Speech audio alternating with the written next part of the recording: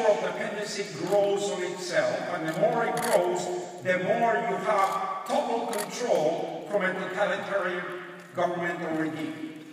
That model is called socialism. Next slide.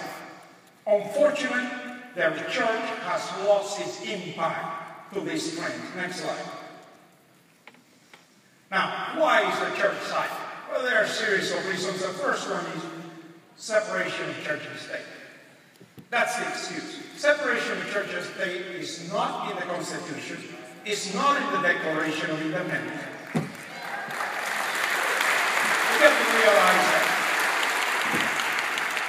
all 13 colonies were concerned that this new constitutional republic that was being set up 200 and some odd years ago was not going to establish again a state religion as they had fled from England 200 years before. All 13 colonies were concerned.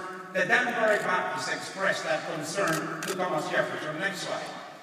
And Thomas Jefferson, next slide please.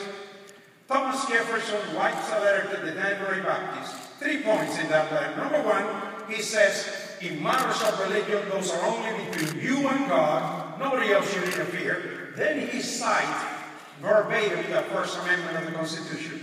The legislation shall not establish a state religion or prohibit the free exercise thereof. And then he says, thus creating a wall of separation between church and state. When you take those 3 statements in context, it is absolutely obvious that Jefferson was talking about a one-way wall. A one-way wall to prevent government from establishing a state religion, to prevent government from prohibiting the free exercise of religion.